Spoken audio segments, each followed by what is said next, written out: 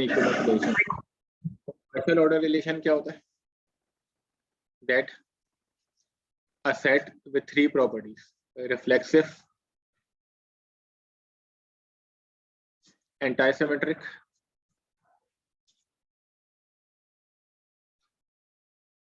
and transitive. So this is a partial order set. This is a partial ordering आप कह लें. अब इसमें आपको अच्छा इसको यूजुअली हम लोग जो नोटेशन यूज करते हैं, मैं दोबारा उस नोटेशन को अच्छी तरह से यहाँ पे लिख दूँ. तो we usually use tilted type of inequality, और इसकी वजह बताऊंगा इस रिलेशन की. जैसे हम इक्विवेलेंस के लिए यही वर्ड यूज करते हैं, तो इसके लिए हम ये यूज करते हैं. तो ये एक रिलेशन है. वैसे तो रिलेशन को किसी भी नोटेशन से आप कर सकते हैं, और ये कि यूजुअली पार्शियली ऑर्डर को सरस लिखा जाता है. तो रिफ्लेक्स का मतलब ये है, जैसे आप जब इक्विवेलेंस के केस में आप यूं लिखते हैं रिफ्लेक्सिव प्रॉपर्टी, तो यहाँ पे रिफ्लेक्सिव प्रॉपर्टी को हम कैसे लिखेंगे? यूं करके लिखेंगे that A is related to A. Okay. Antisymmetric का मतलब क्या होता है? ये डिफरेंट प्रॉपर्टी है. ये कहता है कि वैसे सिमेट्रिक की प्रॉपर्टी क्या होती है? If A is related to B then B is related to A. ये प्रॉपर्टी कहती है कि if A is related to B and B is related to A, then both should be equal. And the third property, which is a transitive property, that if A is related to B and B is related to C, so it should imply that A is related to C. Okay. So अब इसकी example, so this is a partial order set. अब इसकी हम कुछ examples देखते हैं कि so for example अगर set मेरे पास Z होगा, set मेरे पास Z हो, क्योंकि ये partially order set, partial ordering on A है ना, और ये सारे ए बी सी किससे बिलोंग कर रहे हैं? ए से बिलोंग कर रहे हैं. तो आप देखें ये रिलेशन जो होता है less than and equal to का रिलेशन होता है. लेस देन एंड इक्वल, तो एक्चुअली तभी ये नोटेशन में यूज करूँ कि ये जनरलाइजेशन है less than and equal to का रिलेशन. इनफैक्ट बल्कि मैं इसको करके लिखूं तो ज्यादा अच्छा है. ये इस रिलेशन की जनरलाइजेशन है. ये एक so actually this is a partial order. मैं पार्शियल ऑर्डर को उसे लेगा, this is a partial ordering on C. अब आप चेक कर सकते हैं, देखिए लेस देन एंड इक्वल, तो इसका मतलब whenever you will take an integer it is less than and equal to itself, क्योंकि इक्वल है ना, तो that's why it is less than and equal to itself. Okay. Because एक number दूसरे number से कब लेस देन इक्वल टू होता है? या तो ए बी के इक्वल हो, या बी से बड़ा हो, या ए बी से छोटा हो. So whenever A is, इसका मतलब क्या होता है कि that A is less than and equal to B if A is equal to B or A is less than B. इसका मतलब ये होता है ना, so that's why A is equal to A, so that's why A is less than and equal to B. तो reflexive हो गई. Then for the antisymmetric we know that if A is less than and equal to B and B is less than and equal to A, तो ये कब possible हो सकता है? A less than and equal to B हो and B less than and equal to A. ये तब ये भी हो सकता है कि जब दोनों हो बराबर हो. And the third property that this is the first one, this is the second one, and what is the third thing? That if A is less than and equal to B and B is less than and equal to C, so it implies that A is less than C. So it implies that this is a partial order relation. So it implies that this is a partial order. So जो मैं पहले definition लिख रहा था वो यही कि a set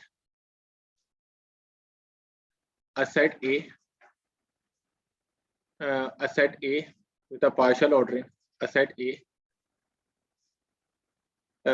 with a partial ordering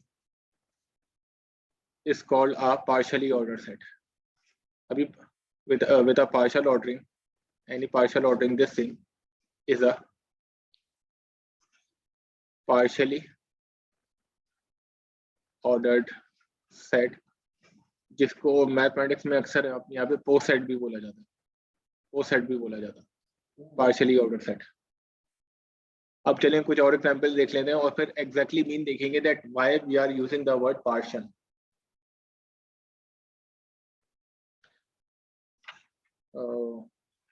let's say again मैं इंटीजर्स ही ले लेता हूँ या नेचुरल नंबर्स ले लेता हूँ. तो मैं रिलेशन क्या लेता हूँ? पार्शियल ऑर्डर रिलेशन क्या लेता हूँ? that A is partially ordered related to B if A divides B. If and only if A divides B. अब पहले इसको रिलेशन को समझने की कोशिश करें. अब ये बात बताएं कि क्या 2 और 3 रिलेटेड है, कि 2 is related to 3? No. अच्छा 2 अच्छा पहले बात देख लें 2 is related to 4. पहले ही देख लें. You can see that 2 is related to 4 because 2 divides 4, so that's why 2 is related to 4. But क्या 4 2 से related है? But 4 is not related to 2. In the same way, you can say that 2 is not related to 3 or so one can see here. अब आप पहले बात देखने की कोशिश करें कि पहले आपने रिलेशन को अंडरस्टैंड किया. नाउ अब आप try to see that this relation is reflexive है. क्या A रिलेटेड टू A? क्यों? बिकॉज A डिवाइड करता है A को. सो सिंस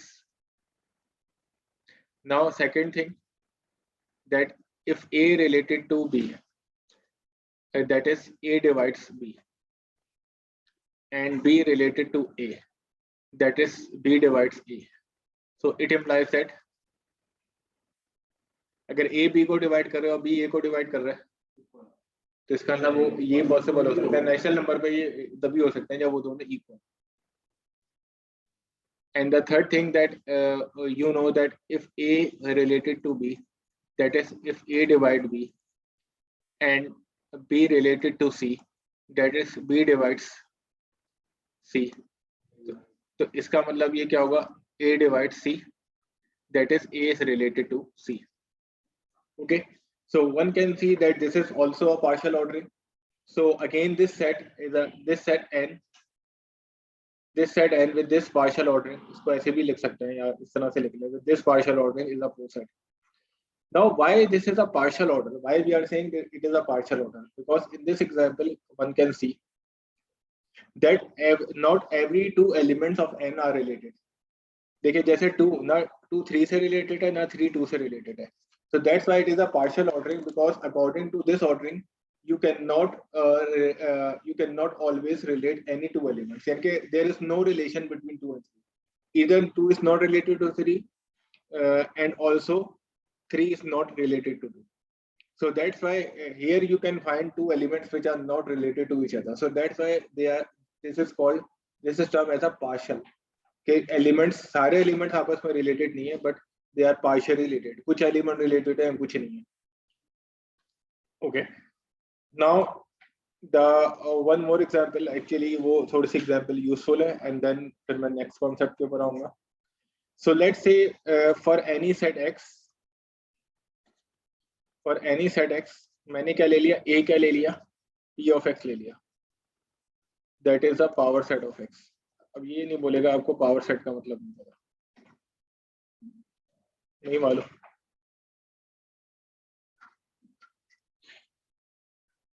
क्या हो गया यार? क्या हो गया? तो मैट्रिक क्लास में पढ़ाते हैं पावर सेट. तो क्या set of all subsets of. अच्छा ओके. तो पावर सेट ऑफ एक्स, मैंने पावर सेट भी लिख दिया, पी एक्स भी लिख दिया, और अब मैं किस तरह से लिखूं? एग्जाम्पल नहीं, सेट ऑफ यानी कि actually it contain all sets. Actually इसको चले आप it contain all sets which are subsets of x, or you can say that it is a set of all subsets of x.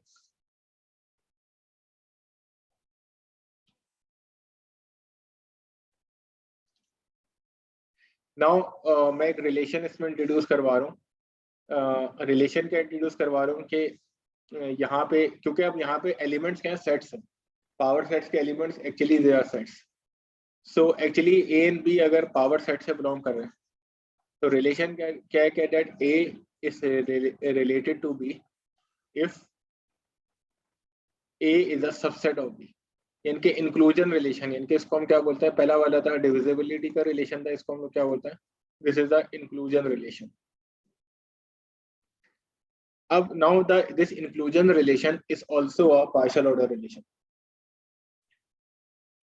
कैसे इसको proof करें, कोशिश करें? बिकॉज वी नो अच्छा, जब A is a subset of B की बात होता है, इसका मतलब A इसका प्रॉपर सबसेट भी हो सकता है और इम्प्रॉपर भी यानी कि हो सकता है।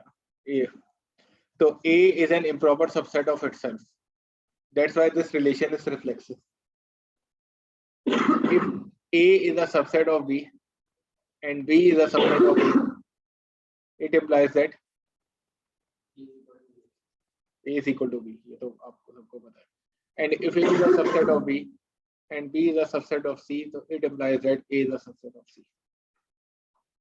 Which shows that this power set with this inclusion relation is a, and again this is it is a post set, and again it is a partially ordered set, because let's say आप कोई ऐसे दो subset find out कर सकते हैं which are not included in each other. So for example, let's say अगर मैंने x को 1 2 3 ले लिया, तो इसके अगर मैंने एक सबसेट ले लिया 1 2 ले लिया और एक सबसेट मैंने ले लिया 2 3 ले लिया, so either A is not a subset of B and B is not a subset of A. So that's why here is again a partial order relation. Then we have concept of a total order relation. वैसे अब ये बात we have a total order relation. So a partial order relation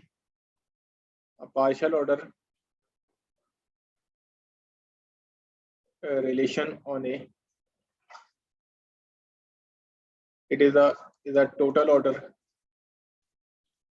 relation if for all A B in A, either A is a total order relation, ये relation, if either A is related to B or B is related to A.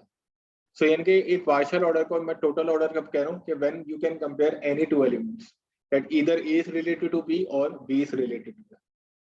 So one can see that the divisible relation, this relation, divisible relation and inclusion relation, these are not total order. क्योंकि इनमें हर मैंने example बताई है कि there exists for example 2 and 3 है, you cannot relate 2 and 3, so these are not total. So in the case of total order relation, you can always compare any two elements. Either you can compare A with B or you can compare B with A, but these two relations are not total order relations.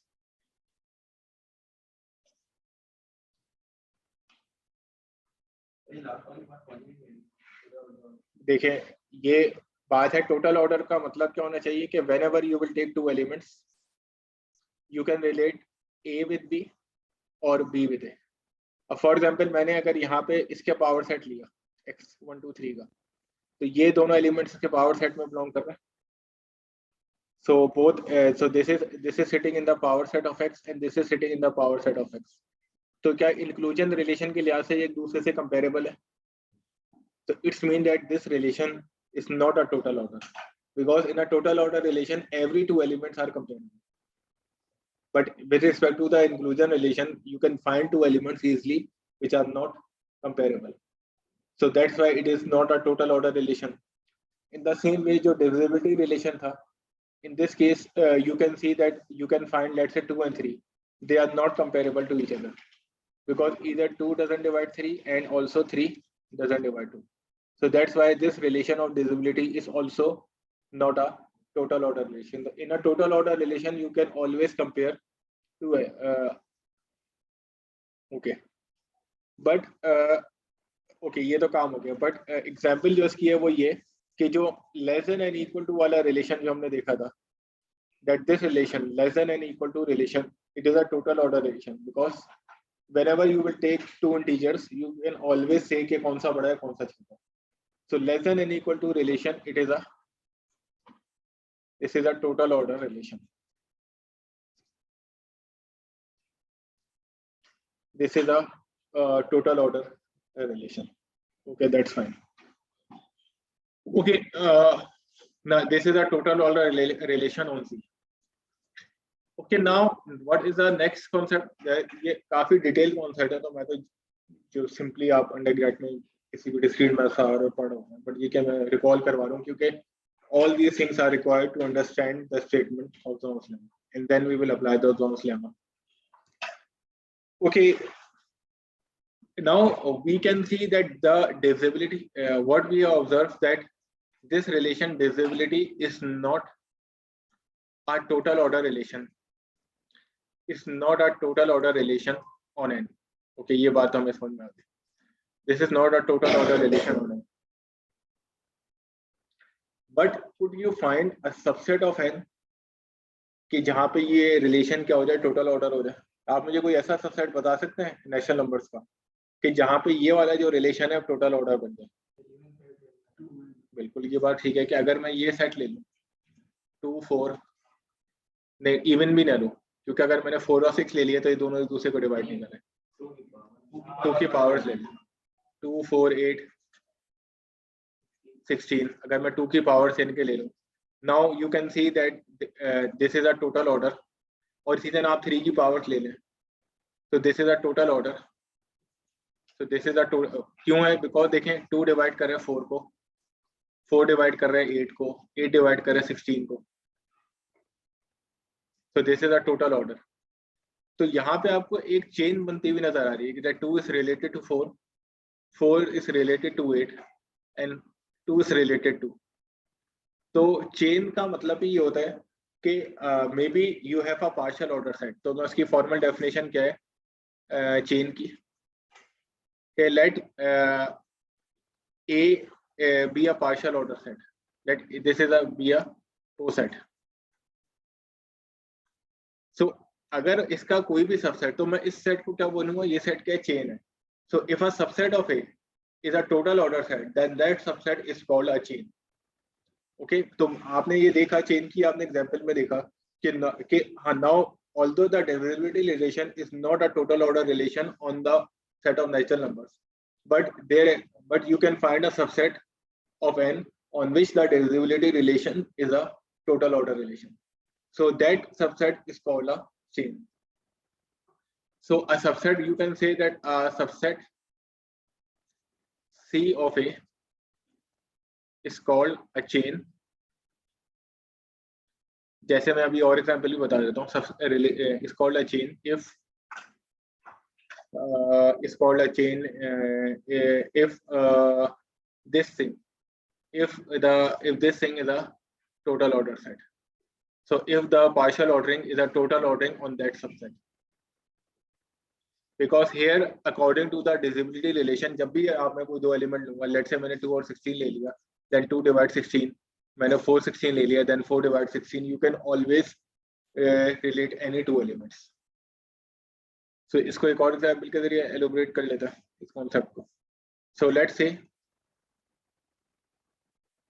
x is equal to 1 2 3. So power set of x actually contain phi 1 2 and 3. कितने होते हैं subsets? ये तो formula याद हो.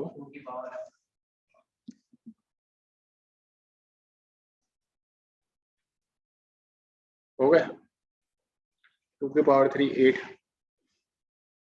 8 बन गए subsets. अब हमें पता है कि ये ओवरऑल जो इंक्लूजन रिलेशन है, so we know that this inclusion relation is not a total order, is not a total order on, it's not a total order, it's not a total ordering on P of x. Why? Because आप कहीं subset दे सकते हैं, जैसे ये दोनों subset, ना इसका subset है, ये ना इसका सबसेट है. They are not related to each other.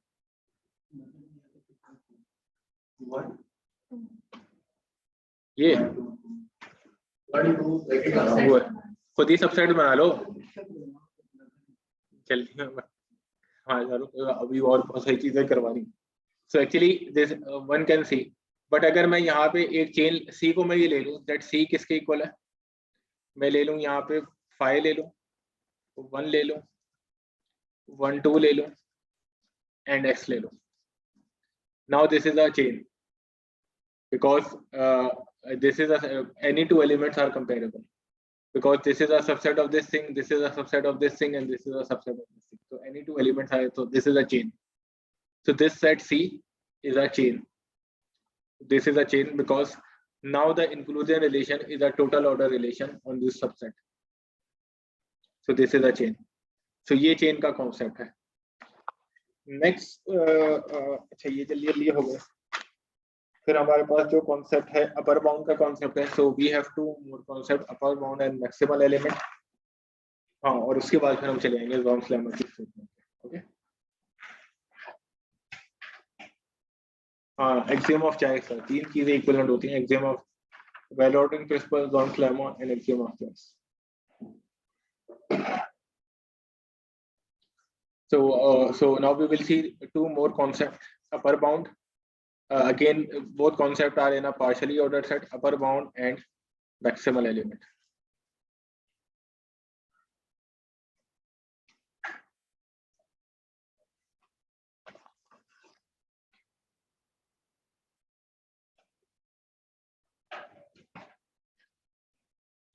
So what इन दोनों definition को मैं साथ साथ ही लिख देता हूँ थोड़ी सी साथ में आपके लिए. So let this thing is a be a partially ordered set, be a poset, and S is a subset of A, and S is a subset of A. So an element, so you can say that an upper bound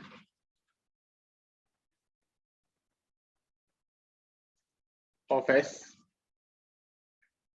is an element an upper bound of S is an element of A such that X is less than and equal or related to A for all X in S. इसकी चले मैं आपको example बता दूं. Let's say आप ना एक concept analysis में क्या करते थे. लेट्स से जो पार्शियली ऑर्डर सेट है वो ये है कि रियल नंबर्स के साथ मैंने ले लिया less than and equal to का रिलेशन ले लिया. अब ये बताएं कि अगर मैं S ले लूं, सबसेट ये ले लूं 1,2, इसका अपर बाउंड क्या है? 2 इज एन अपर बाउंड. तो क्यों? अरे लीस्ट, हाँ लीस्ट भी होता है मगर अभी मैं अपर बाउंड में पहुंच गया. 2 इज एन अपर बाउंड. तो पॉइंट मेरा ये है कि 3 भी अपर बाउंड है, 2 भी अपर बाउंड है, लीस्ट बाद में लीस्ट भी आ जाता है.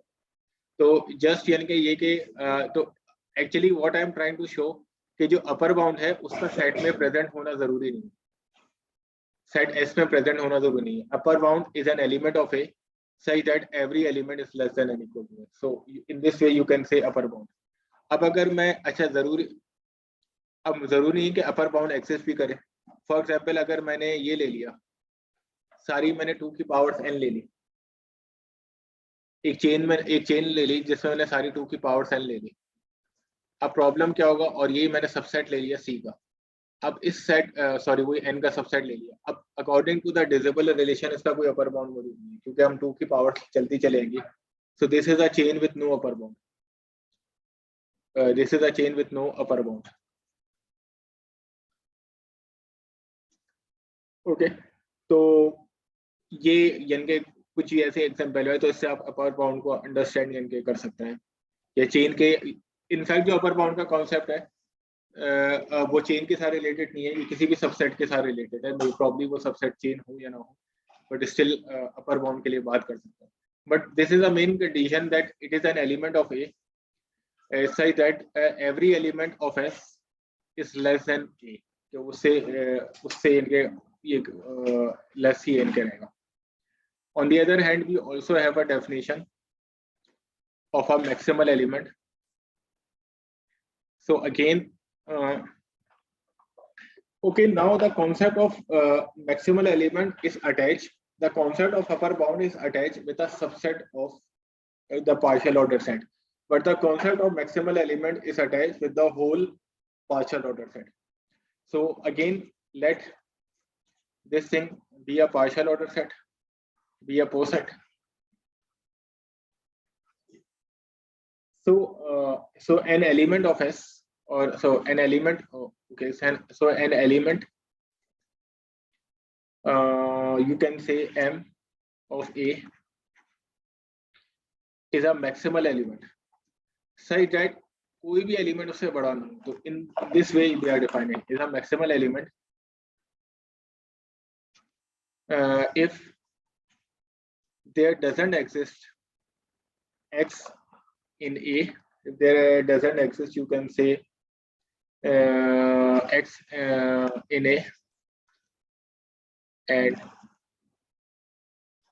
and X is not equal to M, such that M is less than and equal to X. तो ये हमारे पास क्या है, हमारे पास मैक्सिमल एलिमेंट का कॉन्सेप्ट है. So the concept of maximal element is basically attached. अस्सलामुअलैकुम. मैं अभी क्लास में हूँ, आपको थोड़ी देर बाद आपको कांटेक्ट करते हैं.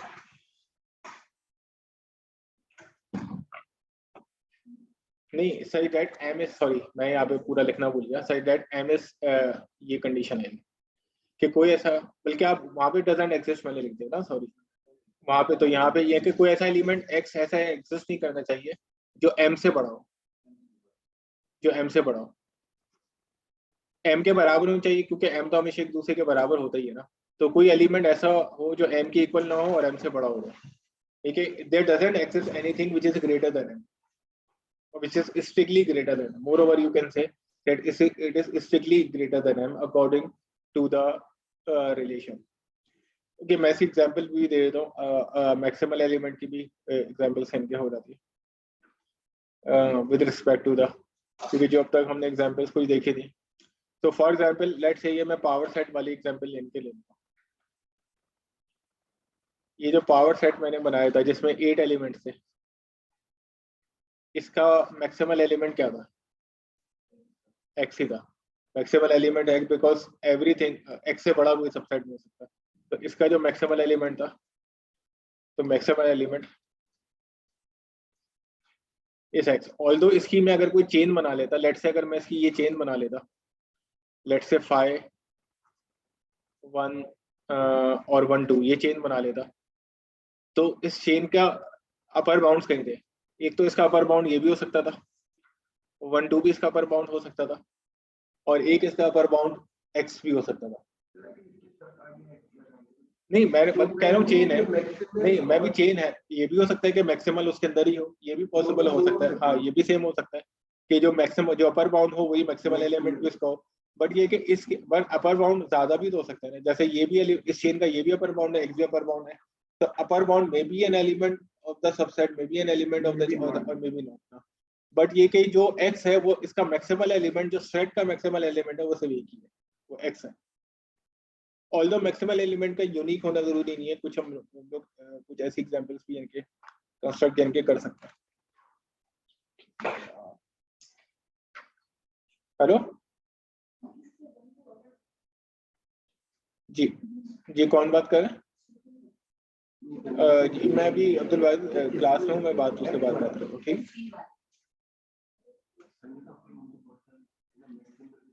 नहीं मैक्सिमल भी यूनिक नहीं हो सकता. मैं आपको एग्जांपल शो कर, दर से बात है कि ओके मैं आपको इसकी एग्जांपल को सोच के बता दूं कि मैं आपको दिखा देंगे मैक्सिमल भी ना. अपर बाउंड तो खैर आप देख सकते हैं कि एग्जांपल जिसमें यूनिक नहीं है, क्योंकि कंडीशन ये है कि उससे बड़ी कोई चीज नहीं होना चाहिए. तो दो चीजें भी ऐसी हो सकती हैं कि उनसे कोई बड़ी यानी कि चीज हो. क्या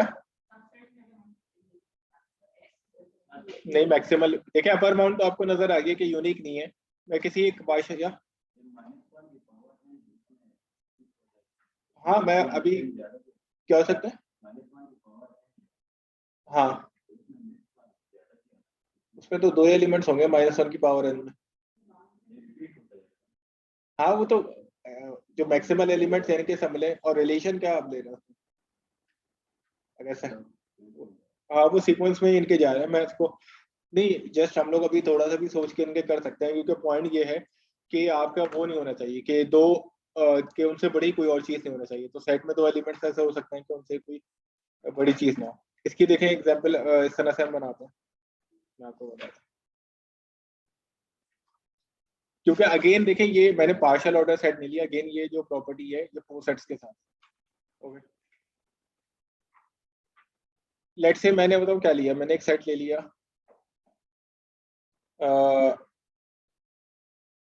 2 3 4 8 9 एंड 27, ये सेट मेरे पास है।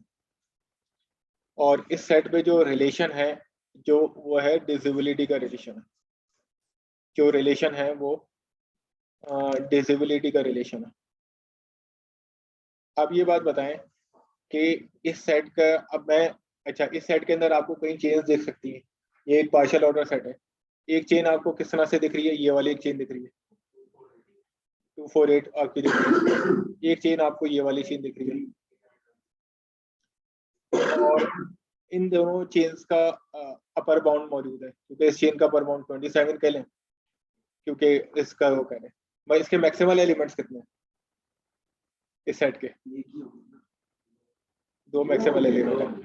देखिए 8 और 27 दोनों मैक्सिमल एलिमेंट्स हैं, क्योंकि 8 से बड़ा कोई एलिमेंट नजर आ रहा है आपको यहाँ पे, क्या ऐसा कोई एलिमेंट है कि 8 से बड़ा कोई एलिमेंट आपको नजर आ रहा है?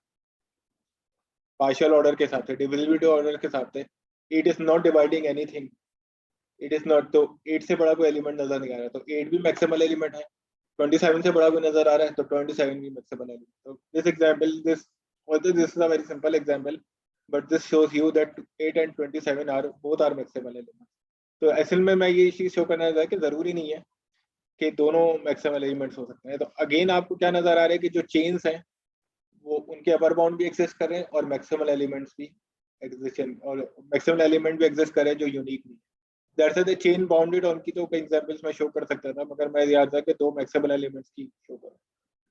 तो जोन्स जो मैंने अब इस एग्जांपल में जो लिखा है ना, जोन्स लेमा यही कहता है, जोन्स लेमा ये कहता है कि in a partially ordered set if every chain has an upper bound, तो उसका कोई ना कोई हमेशा एटलीस्ट एक मैक्सिमल एलिमेंट, कि हर एक चेन का एक कि यहाँ पे देखे 2 चेन्स थी, दोनों चेन्स के अपर बाउंड्स मौजूद थे, सो दैट्स व्हाई उसका कोई ना कोई मैक्सिमल एलिमेंट जरूर मौजूद होगा। So this is the Zorn's lemma state. अब देखिए इसमें जाहिर सी बात है कि आपको पहले पार्शियली ऑर्डर सेट समझाना पड़ा, चेन समझाना पड़ा, टोटल चेन समझाने के लिए टोटली ऑर्डर समझाना पड़ा, फिर मैक्सिमल एलिमेंट अपर बाउंड, तब जाके नहीं, वो तो एग्जांपल थी, पहले कॉन्सेप्ट, वो तो एग्जांपल्स अलग थी, सिर्फ जोन्स लेमा की स्टेटमेंट को समझने के लिए। और मुझे क्यों जोन्स लेमा की स्टेटमेंट चाहिए, because I just need to prove one theorem that every ring has at least one maximal ideal. सिर्फ इस स्टेटमेंट को प्रूव करने के लिए अब we need the concept of Zorn's lemma. चलिए मैं इस वजह से पढ़ा देता हूँ कि काम ही आएगा आप लोग के ना, क्योंकि ये हर जगह में मैथमेटिक्स में एप्लीकेबल है। So this is the Zohn's lemma that let A be a partially ordered set, let A be a Poe set such that any chain of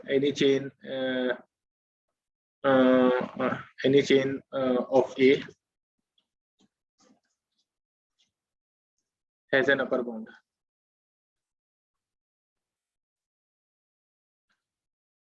Then there exists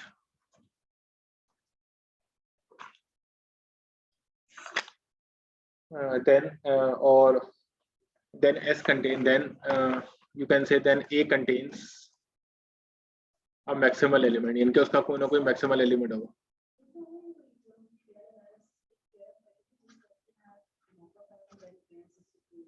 हाँ तो वो इसके जरिए करा जा सकता है, वो सब जोन्स लेमा के जरिए प्रूव किया जा सकता है। तो that's why Zorn's lemma is a very, then A contains a maximal element.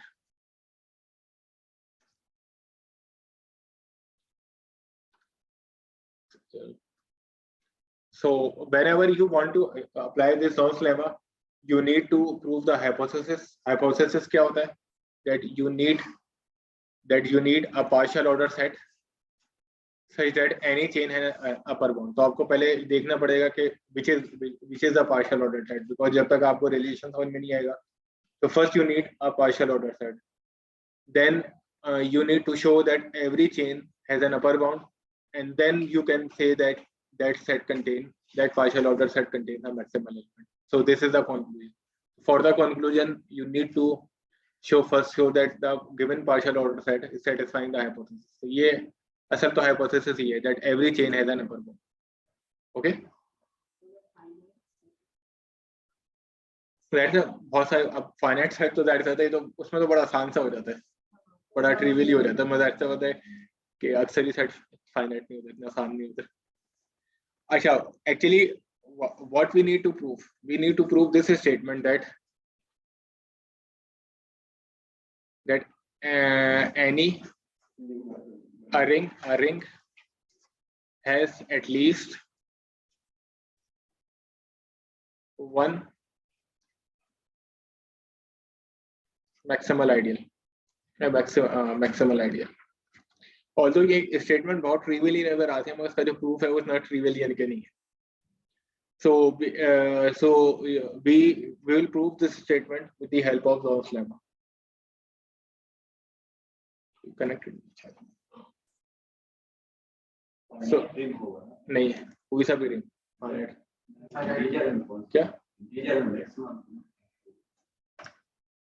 क्या हो गया यार, इंटीजर्स में इतने सारे मैक्सिमल आइडियल्स होता है. अब मैक्सिमल आइडियल की बात करो भाई, मैक्सिमल एलिमेंट में मैक्सिमल आइडियल की बात कर रहा हूँ. मैक्सिमल रैम से जो आइडियल जनरेट करो तो वो आइडियल मैक्सिमल आइडियल. अब आप दोबारा आइडियल की तरफ आ जाए, सेट सीरीज से दोबारा उसकी तरफ आ जाए, आप मैक्सिमल आप less than and equal to का रिलेशन लेते हुए आप उस तरफ ना जाए कि वो तो इनफिनिट एलिमेंट है तो उसका कोई मैक्सिमल एलिमेंट नहीं होगा, और वो भी रिलेशन क्या है, less than and equal to. मैं मैक्सिमल आइडियल की बात कर रहा हूँ. तो जाहिर से इसका मतलब जब मैं मैक्सिमल आइडियल की बात कर रहा हूँ तो इसका मतलब जिस कलेक्शन के ऊपर मैं गॉस लेमा अप्लाई करना चाह रहा हूँ वो कौन सी कलेक्शन होगी, आइडियल्स की कलेक्शन होगी. क्योंकि मुझे मैक्सिमल एलिमेंट चाहिए ना, मुझे आइडियल्स का मैक्सिमल एलिमेंट चाहिए, तो इसका मतलब मुझे आइडियल्स की कलेक्शन के ऊपर मुझे यूज करना पड़ेगा.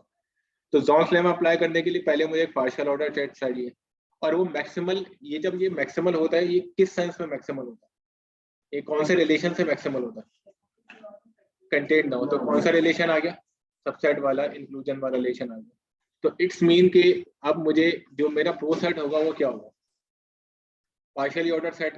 क्या ऐसा सेट होगा कि उसके अंदर जो एलिमेंट्स होंगे वो क्या होंगे, collection of, it is a collection of ideals of R. Every ring R इस तरह से लेते, it is a collection of ideals. अच्छा, एक और भी इसमें एक मजे की चीज होती है कि हम ना इसको हमेशा ना नॉन एम्प्टी अज्यूम करते हैं.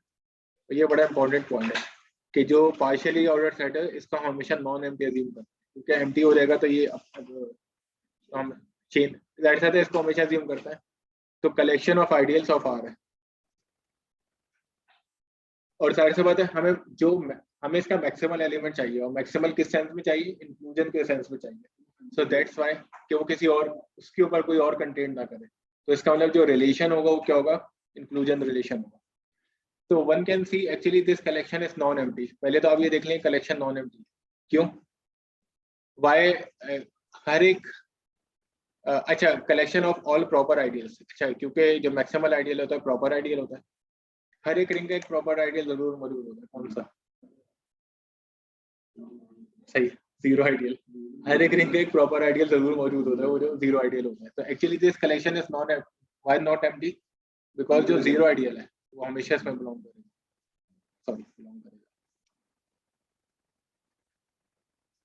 अच्छा, और अब इसको मुझे प्रूफ करने की जरूरत नहीं है कि ये जो कलेक्शन है, कलेक्शन ऑफ ऑल आइडियल्स है, ये इंक्लूजन रिलेशन के हिसाब से क्या है, एक partial order set.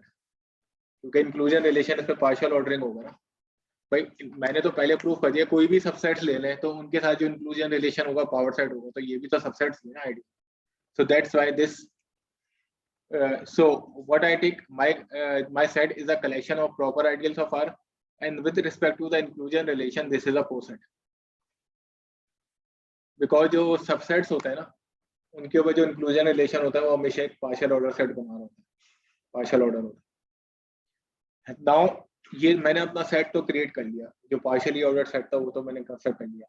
What is the next thing, I need to show that it will satisfy the hypothesis. It will satisfy the, and what is the hypothesis? That every chain has an upper bound. So let C be a chain. अब मैंने chain ले ली. Let एक arbitrary chain ले ली. Let C be a chain in. Let C be a chain in.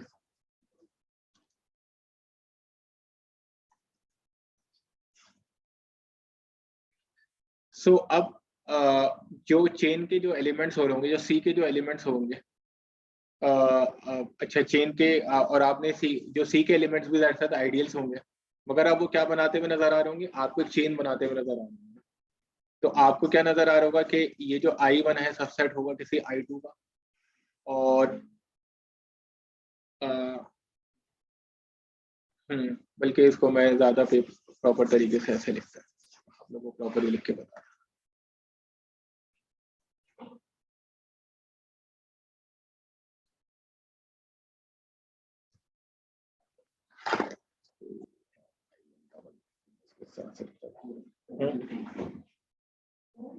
क्योंकि जरूरी नहीं कि countable हो.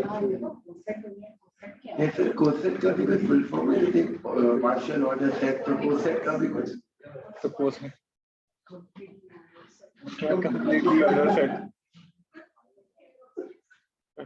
ओके,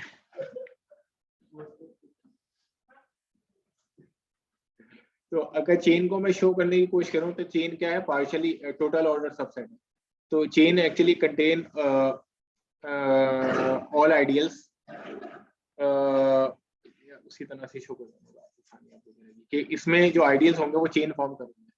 चेन के जो आइडियल्स हैं वो इस किस्म की फॉर्म कि I1 सबसेट होगा I2 का अप टू 7, कोई ना कोई चीज चल रही होगी. जरूरी नहीं है कि ये कोई फाइनाइट ही होगा, ये इन्फिनिट भी चल सकता है ना, कि ये जो कलेक्शन है इन्फिनिट भी चल सकती है, क्योंकि जस्ट पास है, मगर वो एक चेन बना रहे होंगे कि हर कोई एक दूसरे के साथ कनेक्टेड होगा. तो आप ये कह सकते हैं ये सारे जितने I लैम्डास हैं ये चेन से बिलोंग करते हैं, और वो ये कंडीशन सेटिस्फाई करवाएंगे. Okay, all I lambdas are satisfying this condition. इसको आपने IK का नाम दे दिया अप टू 7. अब ये बताएं मुझे चेन का अपर बाउंड प्रूफ करना है. आपको क्या लग रहा है कि अपर बाउंड का मतलब क्या है? कि एवरी एलिमेंट के an element of my collection, ऊपर वाली कलेक्शन का, which is containing every element of C. नहीं आर क्या से हो गया? नहीं ना, आर तो है ही नहीं ना. हमारी जो कलेक्शन है उसमें तो सिर्फ प्रॉपर आइडियल्स है ना, आर तो नहीं है. सिर्फ प्रॉपर आइडियल्स हैं तो आर तो नहीं है. तो इसका मतलब कौन सा आइडियल आपको नजर आ रहा है कि जो इस चेन के तमाम आइडियल्स को कंटेन करे? अच्छा, आप इसको इस तरह से देखें, अगर ए और बी दो सेट्स हैं तो कौन सा सेट होगा? क्या? नहीं, वो तो जरूरी नहीं कि आइडियल हो. नॉन यूनिट्स का तो आइडियल होना जरूरी नहीं है. अच्छा, एक सिंपल सेट थ्योरी के पॉइंट ऑफ व्यू, अगर एक सेट है ए और एक सेट है बी, तो वो कौन सा सेट होगा जो इन दोनों सेट को कंटेन करेगा?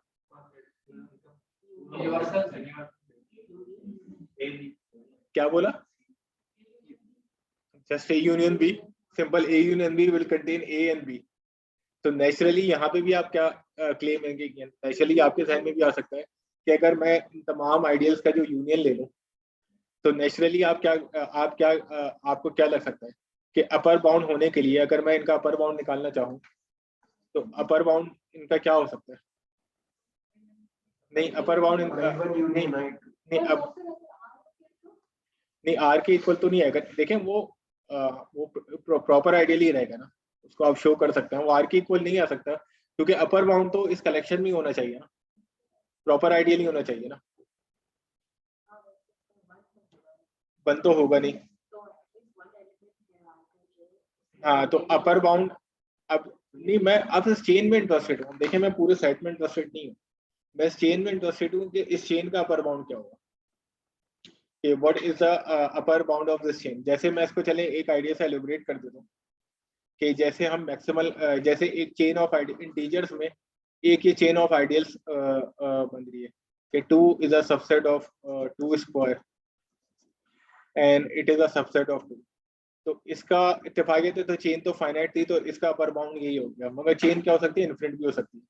तो नेचुरली आपको ये लग रहा है कि इसका जो अपर बाउंड होगा इस चेन का, वो क्या होगा कि इस चेन में जितने भी आइडियल्स इन्वॉल्व है इनका मैं यूनियन ले लूं तो नेचुरली वो इन सब आइडियल्स को कंटेन करेंगे। सो नेचुरली एक्चुअली जो अपर बाउंड है वो उसको अगर आप कह लें कि वो क्या है, union of all ideals which are involve here, okay, which are involve. But एक प्रॉब्लम है, जो अपर बाउंड होना चाहिए वो कलेक्शन में होना चाहिए, इसी कलेक्शन में होना चाहिए, जो पार्शियली ऑर्डर सेट में होना चाहिए ना। पार्शियली ऑर्डर सेट में कैसे एलिमेंट्स हैं? आइडियल्स हैं, इसको भी क्या होना चाहिए, इसको भी एक आइडियल होना चाहिए। तो this is the key thing. अच्छा, ये प्रॉपर आइडियल इस वजह से रहेगा, देखें ये तमाम प्रॉपर आइडियल्स हैं, इसका मतलब इनमें तमाम एलिमेंट यूनिट्स हैं, नॉन यूनिट्स हैं, तो यूनियन के भी जो एलिमेंट्स होंगे नॉन यूनिट्स ही रहेंगे। तो सबसे पहले तो आप ये देख सकते हैं कि ये प्रॉपर आइडियल ही रहेगा, मगर पहले तो आप प्रॉपर से पहले आपको इस आइडियल प्रूव करना पड़ेगा। तो actually to show that upper bound, because upper bound set में होना चाहिए, to show that upper bound, u को मैंने अपर बाउंड कर दिया, to show that u is an element of my collection, we need to show that u is an ideal of R। And also क्या कहते हैं, तो इसको कैसे शो करेंगे? वैसे तो आपको पता है कि यूनियन ऑफ आइडियल्स आइडियल नहीं होता, वैसे तो आपको बात बताई यूनियन, बट इस केस में चेन की वजह से हो जाएगा। लेट से मैंने दो एलिमेंट लिए ए और बी लिए यू में से, और यू क्या यूनियन ऑफ ऑल आइडियल्स है, मुझे क्या शो करना है कि इनका जो डिफरेंस होगा वो भी इसमें से बिलोंग करना है। सो अगर ए और बी यू में से है तो इसका मतलब क्या होगा, ए किसमें से बिलोंग करेगा, इसका मतलब जब भाई यूनियन में तो इसका मतलब एटलीस्ट किसी एक में बिलोंग करेगा, तो इसका मतलब ए किसी आइडियल आई लैम्डा 1 में बिलोंग करेगा और बी किसी आइडियल आई लैम्डा 2 में बिलोंग करेगा। डिफरेंट आइडियल में बिलोंग कर सकते हैं, एक ही आइडियल में बिलोंग नहीं कर सकते, यूनियन है ना। तो अब आप चेन की किस प्रॉपर्टी को यूज करें, what is the relation between I lambda 1 and I lambda 2? Subset होगा, और चेन है ना, तो you can assume that I lambda 2, so since C is a chain, क्योंकि ये दोनों चेन के एलिमेंट्स है ना, so since C is a chain, therefore you can assume that I lambda 1 is a subset of I lambda 2। तो इसका मतलब जो A है वो किसका है, तो B तो ऑलरेडी I lambda 1 में था, सॉरी I lambda 2 में था, तो A भी अब किस में आ गया, I lambda 2 में आ गया, और A माइनस और I lambda क्या है, आइडियल है, तो इन दोनों का जो डिफरेंस भी आएगा वो किस में आएगा, I lambda 2 में आएगा। तो इसका मतलब इन दोनों का जो डिफरेंस है वो किस में आ गया, U में आ गया, जो union of all I lambda है। और अब इस जो सेकंड पार्ट है वो काफी आसान है कि अगर मैं रिंग का कोई एलिमेंट लूं और ए एलिमेंट लूं मैं यू में से, तो इसका मतलब कि ए किसी आई लैम्डा 1 में बिलोंग करेगा। तो अगर मैं रिंग के एलिमेंट को इससे बनाऊं तो आर ए किस में बिलोंग कर जाएगा, आई लैम्डा 1 में, which implies that R A किस में बिलोंग कर जाएगा, यू में बिलोंग कर जाएगा, which is the union of our I lambda. So actually it shows that simply that I lambda, which is u, shows you simply that this thing u is an ideal of R. U is an ideal of R. And one more remark, that since all elements, so why u is proper? तो एक just remark ले लें that u proper भी है, क्यों होगा? That u is a proper ideal since u is a union of proper ideal. So proper ideals का union proper ideal ही होता है, since is a union of proper ideal consist of non-units,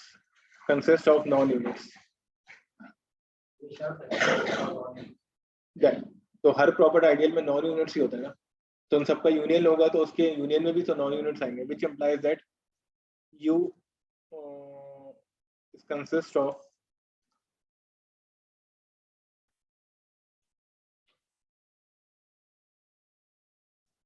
non unit, so that's why U is a proper. So actually मुझे U को अपनी collection में show करना था ना, अपने सेट में शो करना था। सेट में तभी हो सकता है जब वो प्रॉपर आइडियल हो। So now what we prove that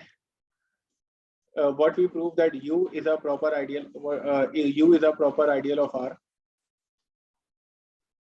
that is U किस में belong कर रहा है, that is U मेरी collection में belong कर रहा है, and U is also U which is a union of all ideals, it is an upper bound of C।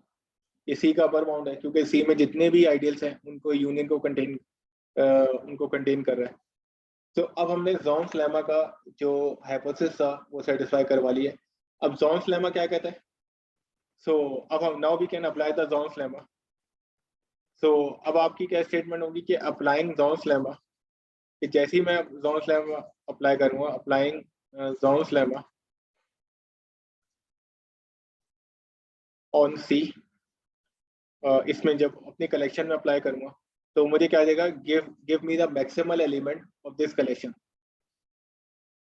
इसका और जो इसका जो मैक्सिमल एलिमेंट आएगा तो वही मेरे पास क्या होगा, तमाम प्रॉपर की आइडियल्स की जो कलेक्शन का जो मैक्सिमल एलिमेंट है वो उस आइडियल वो क्या होगा, उस रिंग का क्या होगा, इट्स मीन वो अच्छा वो इम्प्लाइज करता है, चलिए मैं इसको लिख के बताता हूँ। So it implies that this collection at least has a maximal element M। तो ये जो मैक्सिमल एलिमेंट इस कलेक्शन का मिला, और ये कलेक्शन क्या थी, set of all proper ideals. तो प्रॉपर आइडियल्स की जो कलेक्शन का जो मैक्सिमल एलिमेंट होगा उससे बड़ा कोई और आइडियल नहीं होगा। तो इसका मतलब ये मैक्सिमल एलिमेंट कौन सा कैसा आइडियल है, इससे बड़ा कोई और आइडियल नहीं है। देखें आप लोग को नाम है, जस्ट सोचने की कोशिश करें कि what is the definition of a maximal element, that you cannot find an element which is greater than that element. So here the relation is inclusion. It's mean that you cannot find an ideal containing M. तो इसका अलावा M कैसा ideal हो जाएगा, you cannot find an ideal which is not containing M. M से बड़ा कोई और आइडियल नहीं है, तो इसका अलावा M कैसा आइडियल हो जाएगा, मैक्सिमल आइडियल हो जाएगा ना। मैक्सिमल देखें यहाँ पे मैंने लिखा है इस कलेक्शन का जो मैक्सिमल एलिमेंट होगा, that maximal element actually it is the maximal ideal, because you can not find an ideal which is greater than M और विच कंटेन्ड एम। ओके, देखिए मैक्सिमल एलिमेंट की डेफिनेशन क्या होती है, उससे बड़ा, वो तो पार्शियल ऑर्डर रिलेशन में होती है ना कि उससे बड़ा कोई और एलिमेंट नहीं होता। अब यहाँ पे पार्शियल ऑर्डर रिलेशन क्या है, इंक्लूजन रिलेशन है। इसका मतलब M से बड़ा कोई और आइडियल नहीं है, यानी कि M किसी और आइडियल में कंटेन नहीं करता, तो इसका मतलब M क्या होगा, मैक्सिमल आइडियल हो जाएगा। बिकॉज ये कलेक्शन क्या थी, it is a collection of proper ideal of R, it is a collection of all proper ideals of R। So actually this maximal element, that is this maximal element is the, so it is a maximal ideal. So this is a maximal ideal of R, because this M is not contained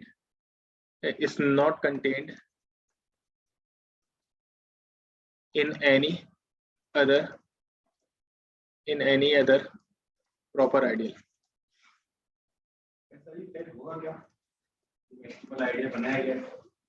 वो नहीं पता, हमने तो इसे existence दिखाना थी ना, ये से एग्जिस्टेंस दिखा रहे कि कोई ना कोई होगा, वो क्या चीज होगा वो से बताए, इससे ये नहीं पता चलता, ये सिर्फ एग्जिस्टेंस, ज़ॉन्स लेमा एग्जिस्टेंस के लिए काम आता है। देखिए वो तो उस चेन के लिए तो हो सकता है, मगर रिंग के लिए तो नहीं हो सकता, रिंग्स में तो कई चेन्स हो सकती है, जनरल बात कर रहे हैं, रिंग्स में तो कई चेन्स हो सकती है। अच्छा, यहीं से अब हमें ये बात पता चल जाती है कि एक और भी हम स्टेटमेंट है कि जैसे जो हमने यूज,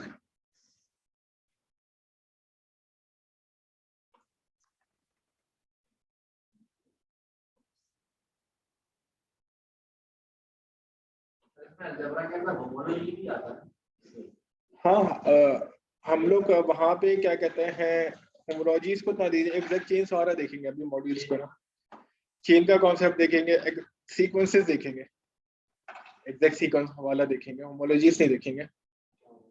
सारे homologies नहीं है। पढ़ लो जो पढ़ लो, अभी पहले पढ़ लो फिर उसके बाद डिसाइड कर लो। लॉजिकल जबरा होते हैं मगर हम मॉड्यूल थ्योरीज के बाद स्टार्ट करेंगे। ऐसे एक लेक्चर अब मेरे साथ और हो मेरा फायरिंग पे ना, फिर रिंग थ्योरी खत्म हो जाएगी, फिर मॉड्यूल स्टार्ट होंगे। क्या क्या चलिए बड़ी अच्छी बात है, सही आप स्टार्ट करेंगे। हाँ तो ये पहले कुछ आइडिया तो हो जाएगा ना, बट तो पहली बार तो नहीं समझ अरे पता है, तो इसके बाद मॉड्यूल होगा तो फिर मॉड्यूल थोड़ा सा आसान हो जाता है क्योंकि अब आप लोग सीक्वेंस में आ गए ना, तो बहुत सारे कॉन्सेप्ट आप मॉड्यूल से वैसे ही चल रहे हैं। फिर भी नहीं बताया पावर पॉइंट क्या होता है। अच्छा नहीं मैं उसी तरह से पढ़ाऊंगा जैसे पढ़ा मैं वो अज्यूम नहीं कर रहा होता, खास करके किसी और कोर्स में आपने ये चीज मैं कोशिश करता हूँ सेल्फ कंटेन चीज है उसी तरह पढ़ाऊंगा। So M is not contained in any other ideal, so that's why it is a maximal ideal of R. And since why that since M is a maximal, this is M is a maximal element with respect to inclusion. तो एक और जो theorem हम लोगों ने use किया था जो मैंने आपको बताया था कि whenever you will take a proper ideal of R, whenever you will take a proper ideal of R, then I is always contained in a maximal ideal of R, कि हर एक आइडियल किसी मैक्सिमल आइडियल क्या subset यानी क्या। Okay, इसको पूरा you can prove this statement with the help of Zorn's lemma, क्योंकि इसकी मैंने एक ना क्रॉलरी थी उसको मैंने यूज किया था कि जो भी नॉन यूनिट होता है वो किसी मैक्सिमल आइडियल नहीं होता, तो उसको भी शायद मैं रिकॉल करवा दूंगा आपको कि मैंने क्या प्रूव किया था। इसके लिए देखें अब आपने ये शो कराना है, तो अब आप बताओ कलेक्शन क्या बनाना है। अब आपने collection with respect to I बनाना है, क्योंकि now with for I you need to find a maximal ideal which is containing I. So now you will not take set of all proper ideals of R, आपको सिर्फ वो proper ideal सब चाहिए होंगे जो किसको कंटेन कर रहे होंगे। नहीं, मुझे कौन से देखिए मुझे क्या दिखाना है, आई किसी मैक्सिमल आइडियल में, तो अब मैं अपनी जो कलेक्शन होगी इसमें कौन से प्रॉपर आइडियल्स लूंगा। नहीं, I will take all ideals of R, so it is a collection of ideals of R, या ideals of proper ideals of R। अच्छा देखिए पहले तो मैंने ये कलेक्शन ली थी, collection of all proper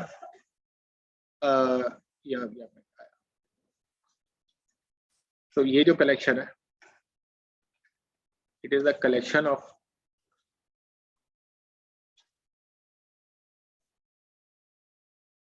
proper ideals of R। अब पहले तो मैंने ये कलेक्शन ले ली थी, बट अब मुझे एक और भी कंडीशन शो करना पड़ेगी, बिकॉज मुझे ऐसा मैक्सिमल आइडियल चाहिए जो मुझे आर्बिट्री मैक्सिमल आइडियल नहीं चाहिए। वहां पे तो जो M मुझे मिला था it is an arbitrary maximal ideal, so now I need a maximal ideal which is containing आई।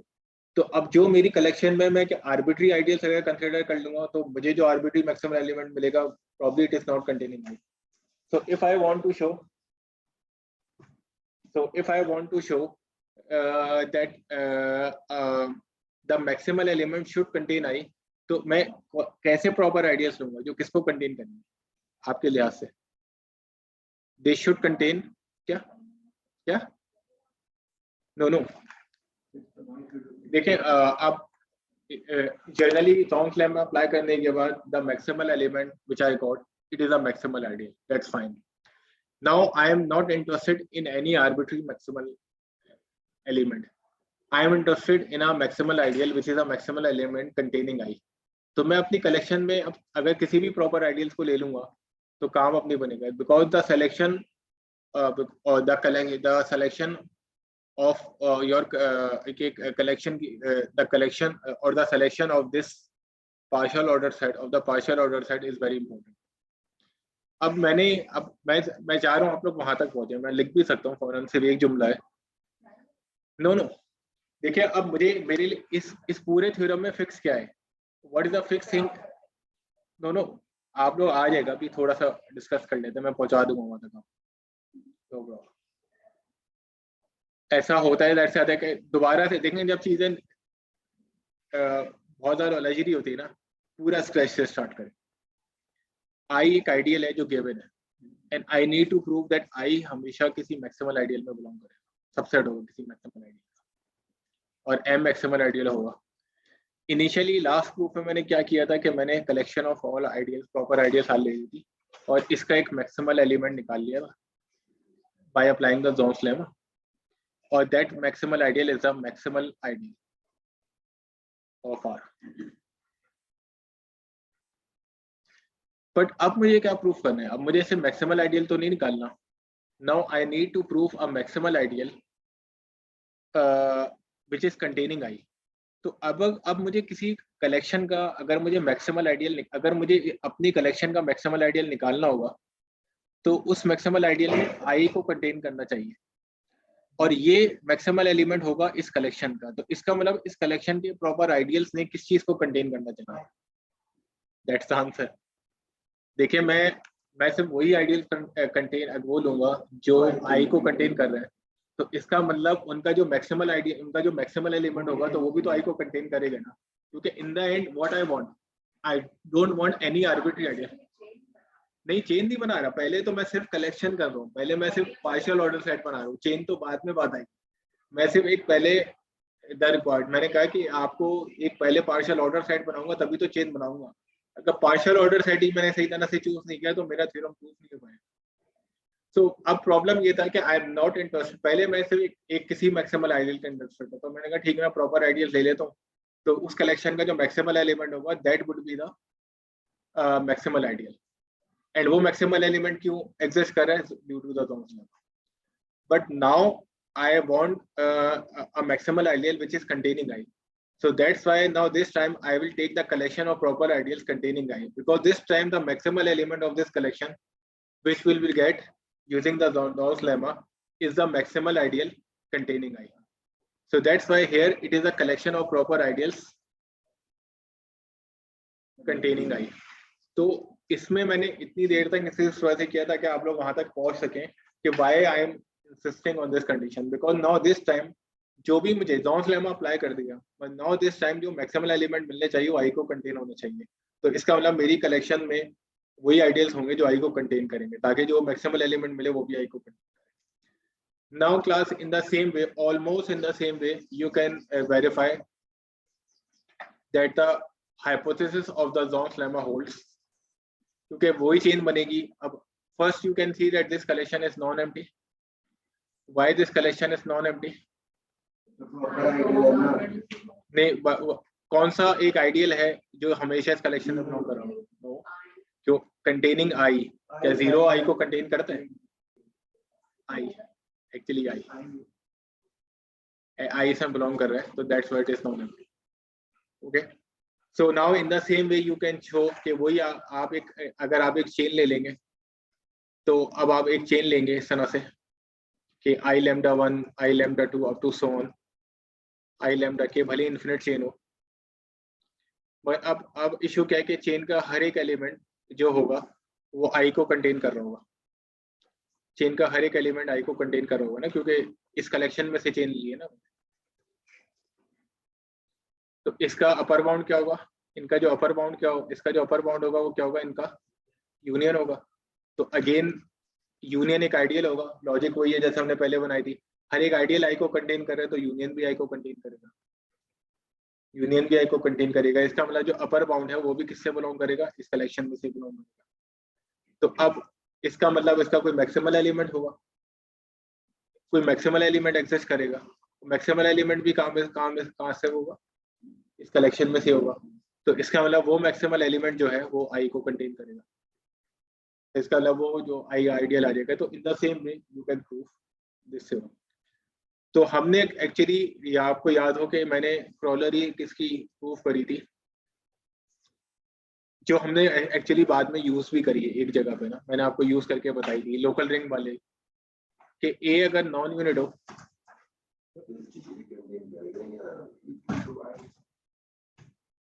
नहीं स्ट्रिक्टली कंटेन नहीं करेगा, जाहिर सी बात है कि वो, क्योंकि आई खुद भी तो मैक्सिमल आइडियल हो सकता है ना, तो वो खुद ही अपना हो जाएगा। एक क्रॉलरी मैंने इसकी प्रूफ करी थी कि ए अगर नॉन यूनिट हो तो ए किसी ना मैक्सिमल आइडियल में बिलोंग करेगा। ये मैंने एक क्रॉलरी आपको प्रूफ करके, ये क्रॉलरी प्रूफ करके दिखाई थी आपको, ए किसी ना, बहुत ईजी है। देखिए जब आप ए से कोई आइडियल जनरेट कराएंगे तो वो हमेशा क्या होगा, प्रॉपर होगा, वो प्रॉपर होगा, आइडियल है आर का। और लास्ट थ्योरम हमें क्या बताता है कि हर प्रॉपर आइडियल किस में बिलोंग करता है, किसी मैक्सिमल आइडियल में बिलोंग करता है। तो अगर ये जो ए से आइडियल जनरेट होने वाला आइडियल एक अगर किसी मैक्सिमल आइडियल का सबसेट होगा, तो इसका मतलब ये ए क्या हो जाएगा, ए किसका एलिमेंट हो जाएगा, ये इम्प्लाइज नहीं कर देगा, it's mean that A is an element of, तो any non unit is always an element of a maximal ideal. और यहीं से हमने ये चीज शो कर दी थी, इस फैक्ट को मैंने ये चूज किया था कि जो यूनियन ऑफ मैक्सिमल आइडियल जो होता है वो क्या होता है, यहाँ से मैंने ये भी प्रूफ किया था, क्योंकि मैंने असल में ना इस स्टेटमेंट को यूज किया था, जो मैंने लोकल रिंग का जो इक्विवेलेंट कंडीशन प्रूफ करी थी ना, कि नॉन यूनिट से एक आइडियल फॉर्म कर होते हैं, अगर एक ही मैक्सिमल आइडियल हो तो नॉन यूनिट से एक आइडियल फॉर्म कर होते हैं, तो उसमें मैंने इस स्टेटमेंट को यूज किया था। अब इस स्टेटमेंट को हम कैसे ड्राइव करते हैं, इस क्रॉलरी के जरिए ड्राइव करते हैं। इस क्रॉलरी को कैसे ड्राइव करते हैं, इस थ्योरम के जरिए ड्राइव करते हैं। और थ्योरम कैसे ड्राइव करते हैं, जॉन्स लेमा के जरिए ड्राइव करते हैं। जाहिर सा होता है कि चीजें सारी कनेक्टेड। एक और थ्योरम है कि जिसके अंदर या मैं नॉन यूनिट्स, नॉन कितनी मरतबा लिखूं नॉन यूनिट्स, नहीं करिए। अच्छा भाई आप लोग ना एनी लिख लिया करो, मेरी ऐसी आदत सी है कुछ होगा कुछ नहीं, यानी कि नहीं, ये तो राइटिंग स्टाइल है, कुछ इटैलिक या कुछ और राइटिंग में।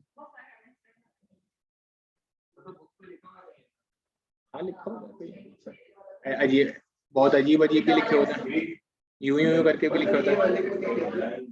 जो आप पुरानी बुक्स में जाओगे ना, उसमें तो ऐसी ऐसी मुश्किल नोटेशन लिखी होती है।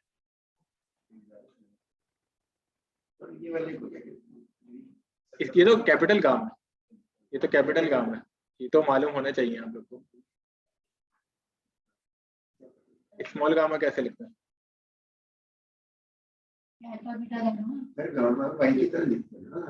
वाई की तरह आर की तरह लिखते हैं, वाई की भाई देखो जैसे जैसे ये तो पता है ना आपको, लैम्डा कहलाता है, ये पता है आपको, एक मिनट, ये पता है आपको कि ये क्या,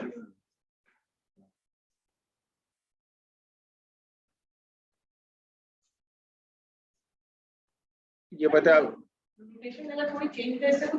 फर्क नहीं पड़ता, आपको कुछ भी लिखते हैं अपनी मर्जी से। ये लैम्डा कहलाता है, ये कैपिटल लैम्डा कहलाता है, सब ऐसी चीजें होती है, वो आपको मिल जाएंगे।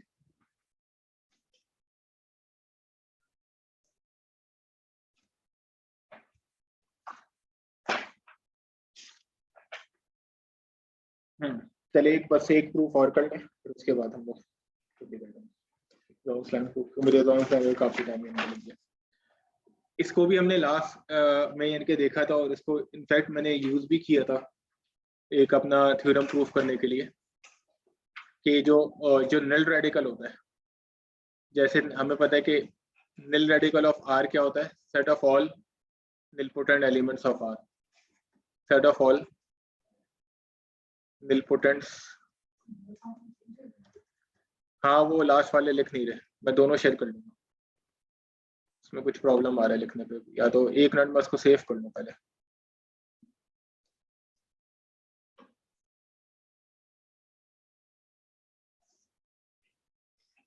आगे जो मेन लेक्चर है वो तो आपका सेव ही रहना।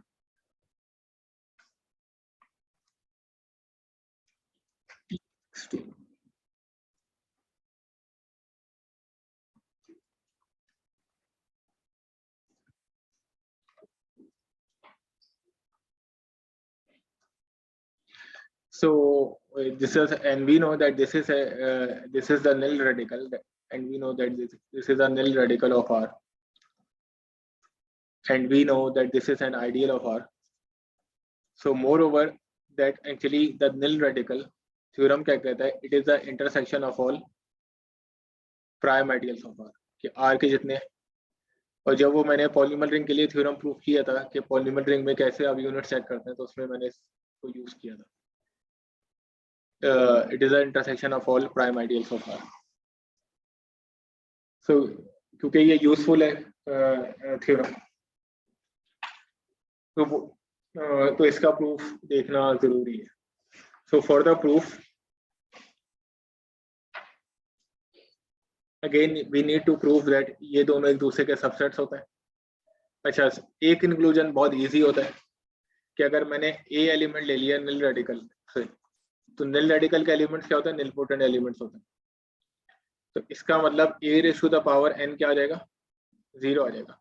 अच्छा, 0 किसी भी आइडियल का एलिमेंट होता है हमेशा, तो इसका मतलब 0 क्या होगा? पी का भी एलिमेंट होगा for all prime ideals P of R. अच्छा, ये बात रखिएगा कि पी में अगर ये बात बताएं कि अलग से लिख लेते हैं यहाँ पे, अगर ए स्क्वायर पी में बिलोंग कर रहा है, तो इसका मतलब ए इंटू ए किस में बिलोंग कर रहा है? पी में. और प्राइम आइडियल की डेफिनेशन क्या होती है कि व्हेनेवर प्रोडक्ट बिलोंग करेगा तो एटलीस्ट एक जरूर बिलोंग करेगा, और वो दोनों क्या है? ए के बराबर है. तो इसका मतलब ए भी किस में बिलोंग करेगा? पी में बिलोंग करेगा.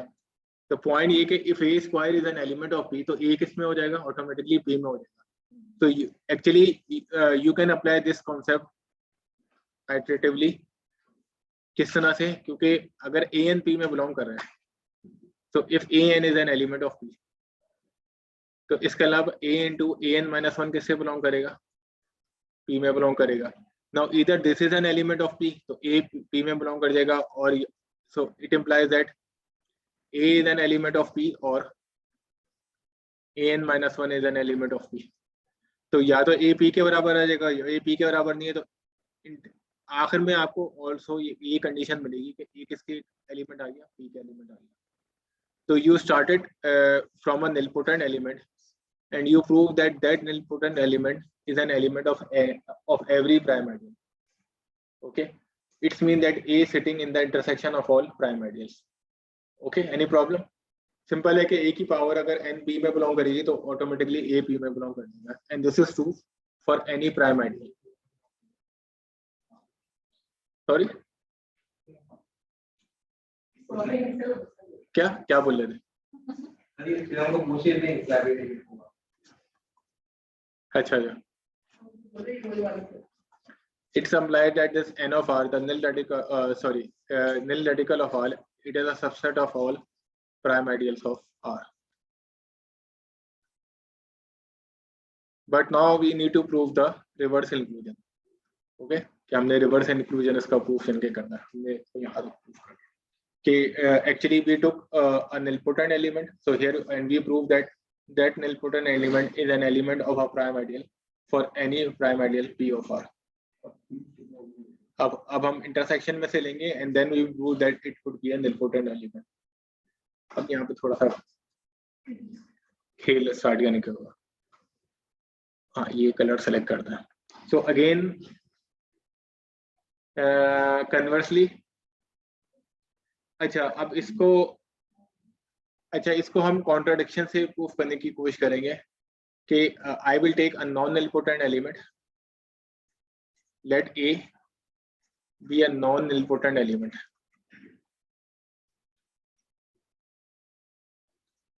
तो अगर मुझे ये शो करना है कि लेट से अगर मुझे पहले मुझे शो करना था कि तो मुझे या उसका कॉन्ट्रा पॉजिटिव नहीं, चले मैं आसानी के लिए आपको मुझे शो क्या करना था, चल मैं आपको पूरा समझाना पड़ता है. मुझे शो ये करना था कि A intersection of prime ideals में से, तो इसका मतलब मुझे क्या शो करना था? ए निलपोटेंट है. ओके, तो इस स्टेटमेंट का कॉन्ट्रा पॉजिटिव क्या है?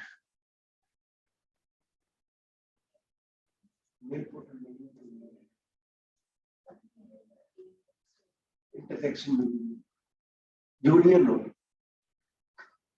हाँ यूनियन में नहीं है, और अगर यूनियन में नहीं है तो इसका मतलब क्या है कि चले आप ये कह लें कि A union of prime ideals में नहीं है, तो अगर नहीं क्या कहते हैं, तो इसका मतलब ए किसी भी प्राइम आइडियल में नहीं है। So actually what you need to show that okay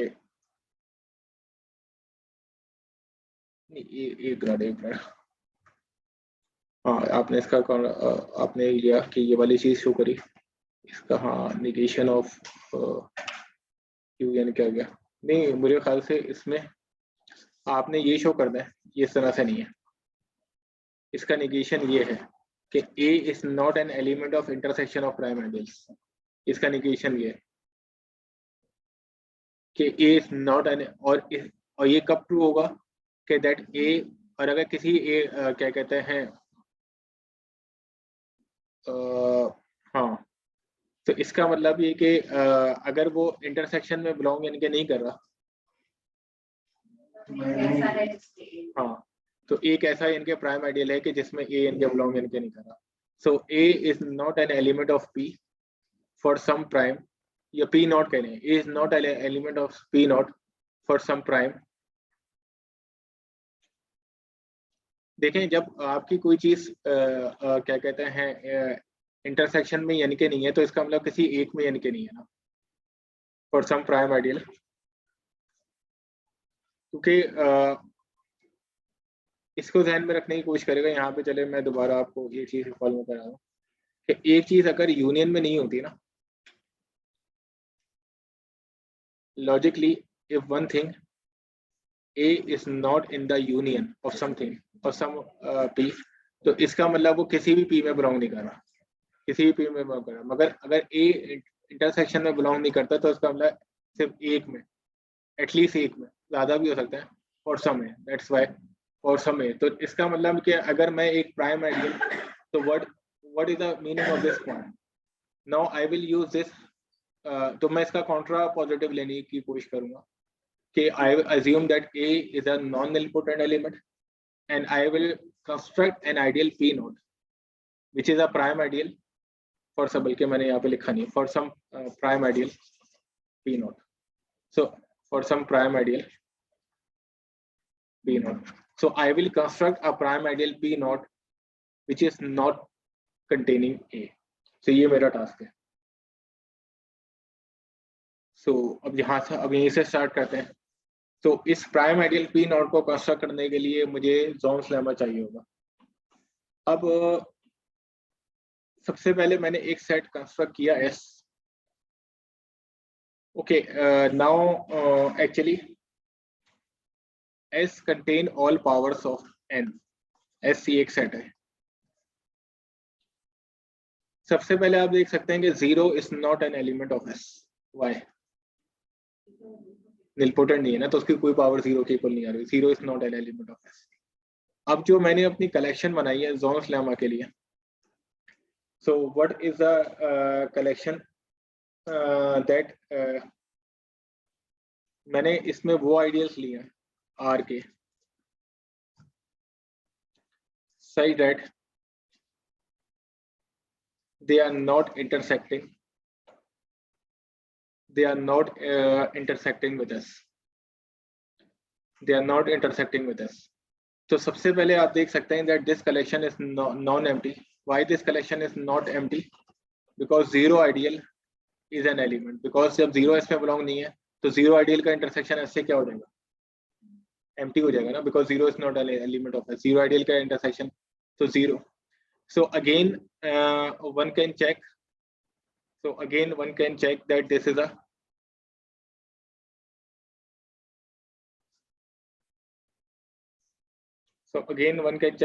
a partially ordered,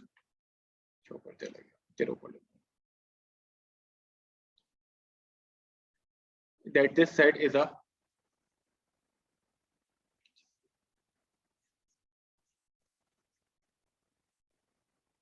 that the collection which I constructed here, is a coset. So is a partially ordered set with respect to the inclusion relation. अब point यही है कि हम दिखाएंगे कि हर एक chain Jones lemma apply करने तो आपको दिखाने के हर चेन का अपर बाउंड है। अब मैं इसको जल्दी से प्रूफ कर देता हूँ। यहाँ पे भी हर जोन्स लेमा कैसे अप्लाई हो सकता है, क्योंकि जब भी आप चेन लेंगे, ठीक है, तो इस चेन का हर एक एलिमेंट क्या प्रॉपर्टी सेटिस्फाई कर रहा हूँ कि उसका इंटरसेक्शन जो होगा एस से क्या होगा, एम्प्टी होगा। ओके, इसका इंटरसेक्शन एस से क्या होगा, एम्प्टी होगा। यहाँ पे इंटरसेक्शन एस से क्या होगा, एम्प्टी होगा। तो इसका जो अपर बाउंड होगा क्या होगा, अपर बाउंड क्या होगा, इन सब आइडियल्स का यूनियन होगा। तो अगर इन सब आइडियल्स का इंटरसेक्शन एस के साथ क्या है, एम्प्टी है, तो व्हाट यू आर एक्सपेक्टिंग कि ये जो अपर बाउंड होगा इसका भी एस के साथ इंटरसेक्शन क्या होगा, एम्प्टी होगा। क्योंकि भाई ये यूनियन है ना सारे, जब सारे आइडियल्स का एस के साथ इंटरसेक्ट, आइडियल्स और एस के दरमियान कोई चीज कॉमन नहीं है, तो यूनियन और एस के दरमियान भी कोई चीज कॉमन नहीं है। तो पॉइंट ये है कि अगेन ये यूनियन इस कलेक्शन से बिलोंग कर जाएगा और इसका एक अपर बाउंड मौजूद होगा, किसका अपर बाउंड मौजूद होगा। So by applying using Zorn's lemma, what you can say that using Zorn's lemma,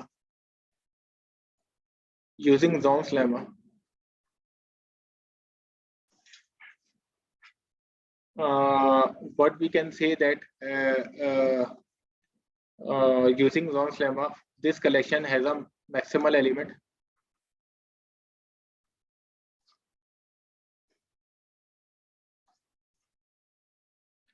This collection has a maximal element जिसको मैं P नॉट का नाम दे रहा हूँ। This collection has a maximal element और इस maximal element की भी ये प्रॉपर्टी होगी कि इसका इंटरसेक्शन क्या होगा, इसके साथ क्या होगा, एम्प्टी होगा, क्योंकि कलेक्शन का maximal element है।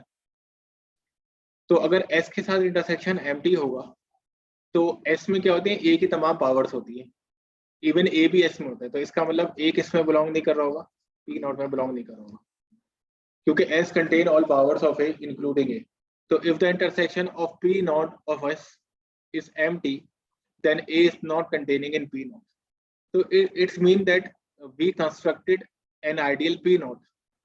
We constructed an ideal P naught which is not containing A. तो यहाँ पे थ्योरम प्रूफ हो गया। हमें क्या प्रूफ करना था, हमें ये प्रूफ करना था कि A is not an एक मिनट, हाँ मुझे ये, हाँ मैंने आपका यहाँ पे लिखा था ना, for some wait.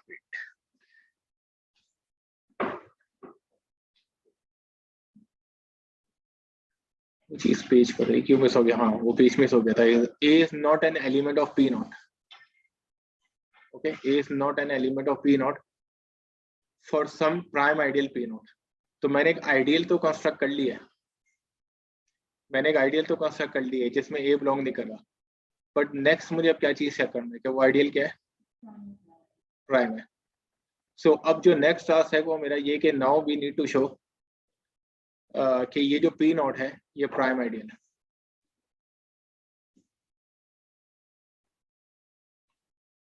Now we will proof, और P नॉट की एक और प्रॉपर्टी ये कि वो इस कलेक्शन का मैक्सिमल एलिमेंट है। So using this condition that P not is a maximal element of this collection, we will show that P naught we will show that P naught is a prime ideal of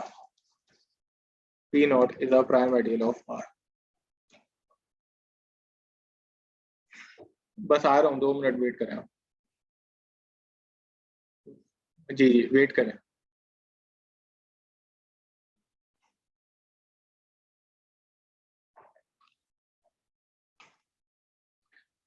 Okay, so if you want to show that something is a prime ideal, so again standard procedure, या तो आप definition apply कर लें। So what is the definition or the contrapositive of the definition, जो पहले भी आपको explain कर चुका हूँ। वैसे तो होता है ना कि प्रोडक्ट बिलोंग करे तो इंडिविजुअल बिलोंग करे, तो उसका कॉन्ट्रापोजिटिव ये होता है कि अगर दोनों बिलोंग नहीं कर रहे तो ये इम्प्लाइज क्या करेगा कि ए भी बिलोंग ना करे। तो ये प्राइम की डेफिनेशन है। असल में जो डेफिनेशन है, स्टैंडर्ड डेफिनेशन है, उसका काउंटर पॉजिटिव है। हाँ हाँ, ये भी आएगा। इसी ना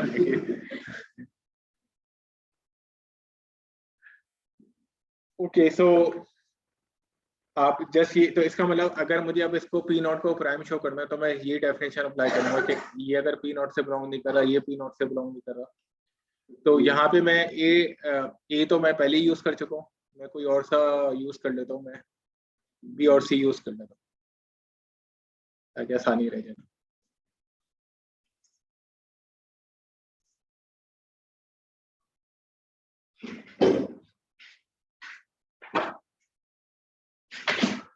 ओके, तो ये दोनों यूज कर लेता हूँ। अब first try to see that P not plus the ideal inter, इसका इसके साथ इंटरसेक्शन क्या होगा ये बताएं। देखें क्या, ये कहाँ से आ गया? मैं बताता हूँ, चले मैं बताता हूँ, चलिए इसको नहीं नहीं, वो आप लोग खुद ही समझ जाएंगे। अच्छा, मैंने सी और बी दो एलिमेंट लिए ना, तो अगर मैं ये वाला एक आइडियल लूँ P not plus C, the ideal generated by C, तो ये पी नॉट को कंटेन कर रहा होगा, पी नॉट को कंटेन कर रहा होगा। And now P not is the maximal element of that collection, that is P not एक मैक्सिमल एलिमेंट ऐसा है जो जिसका इंटरसेक्शन एस के साथ क्या है, नॉन एस के साथ उसका इंटरसेक्शन क्या एम्प्टी है।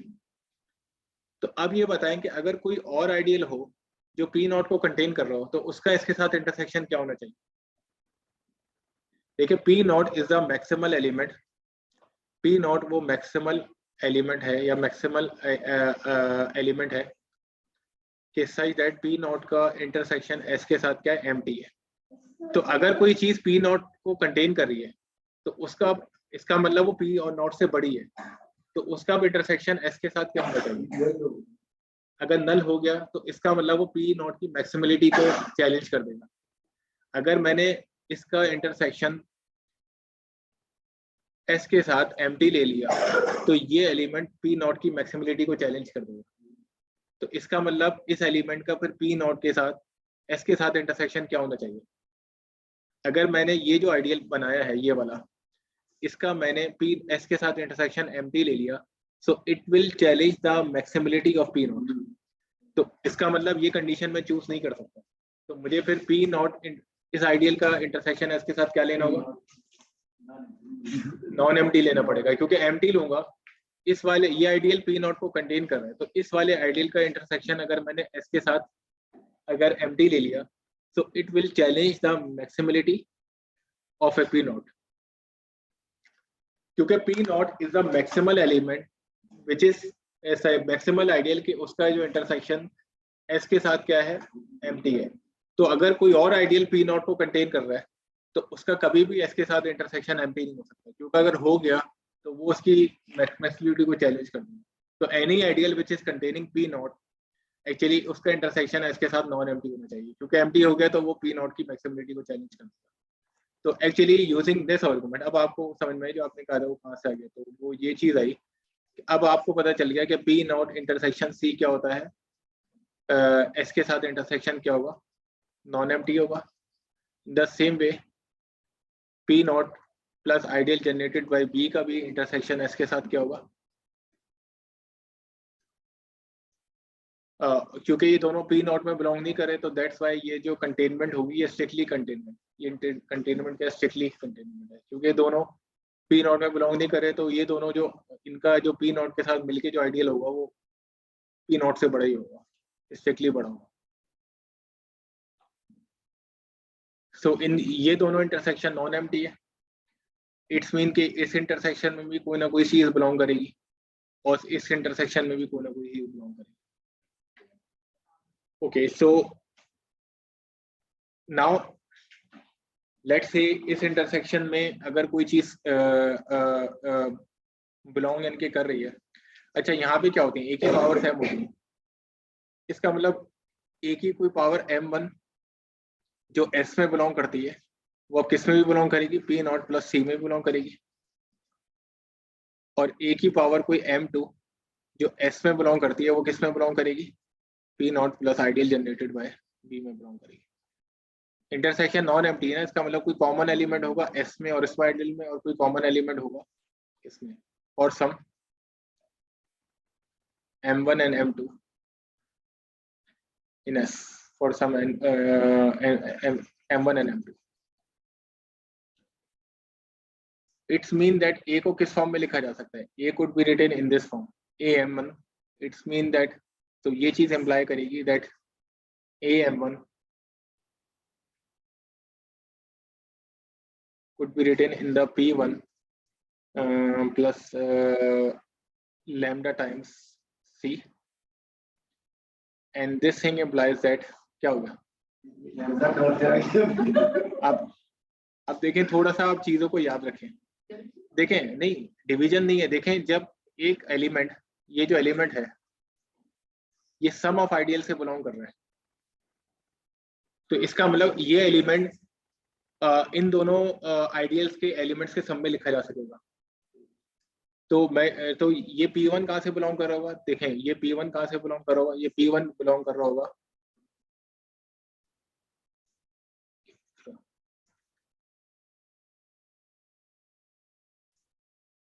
ये P1 बिलोंग कर रहा होगा P नॉट से, और ये लैम्डा C किससे बिलोंग कर रहा होगा, आइडियल जनरेटेड बाय C से। देखिए अगर ये वाली कंडीशन को यूज करें ना कि अगर AM इन दोनों आइडियल्स के सम के लिखा जा सकता है, तो इसका मतलब AM को इसके किसी एलिमेंट की और इसके किसी एलिमेंट के सम में लिखा जा सकता है। ओके क्लियर हो गया, यानी कि अगर if AM1 could be written as a sum of ideals, तो इसका मतलब is sitting in the sum of ideals, तो इसका मतलब AM would be written as a sum of elements of those ideals। in the same way second भी तो अच्छा second भी आ जाएगा कि AM2 भी किस फॉर्म में लिखा जा सकता है, it in the form of P2 where P2 is an element of P naught plus some let's say mu times आप कह लें B की फॉर्म में लिखा जा सकता है where this is an element of the ideal generated by B। okay okay now next if you take the product of AM1 into AM2 which is equal to AM1 plus AM2, तो ये product किसके equal आ रहा है, अगर इसका मतलब हमने मैं लेफ्ट हैंड साइड से अगर प्रोडक्ट लिया तो राइट हैंड साइड का भी क्या आ जाएगा, प्रोडक्ट आ जाएगा। तो प्रोडक्ट आपको क्या मिल रहा होगा, चलिए हम प्रोडक्ट लेके देख लेंगे। आपको प्रोडक्ट मिल रहा होगा P1 P2 P1 UB plus P2 आपने P1 को पहले से UB से मल्टीप्लाई कराया, फिर आपने लैम्डा C को P2 के साथ मल्टीप्लाई करवाया, और आखिर में लैम्डा C किससे मल्टीप्लाई हो जाएगा, और इसको मैं यूं करके लिख देता हूँ lambda U AB sorry BC, thank you या C भी कर लेते हैं आपको। Okay now next here P1 किस में बिलोंग कर रहा था, P नॉट में, P2 भी किस में बिलोंग कर रहा था, P नॉट में, तो ये पूरी टर्म किस में बिलोंग करेगी, P नॉट में बिलोंग करेगी। ओके एंड सो ये पूरी टर्म इसमें इनके बिलोंग कर गई,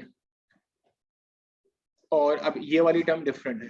अच्छा जो राइट हैंड साइड वाली जो हमारे पास जो टर्म है AM1 प्लस AM2, ये जाहिर सी बात है कि ये में भी S में से बिलोंग करेगी, बिकॉज मेरा जो टारगेट था, मैं आपको क्या दिखाना चाह रहा था इनिशियली, जो मैंने अपना टारगेट सेट किया था कि मैं CB भी दिखा रहा था कि P नॉट में बिलोंग ना करे। तो अब यहाँ से आप इस इक्वेशन से आप कंक्लूड कर सकते हैं कि जो CB है ये P नॉट से बिलोंग नहीं करेगा, क्योंकि ये जो पूरी है इस इक्वेशन को अगर इस फॉर्म में लिखें कि AM1 प्लस AM2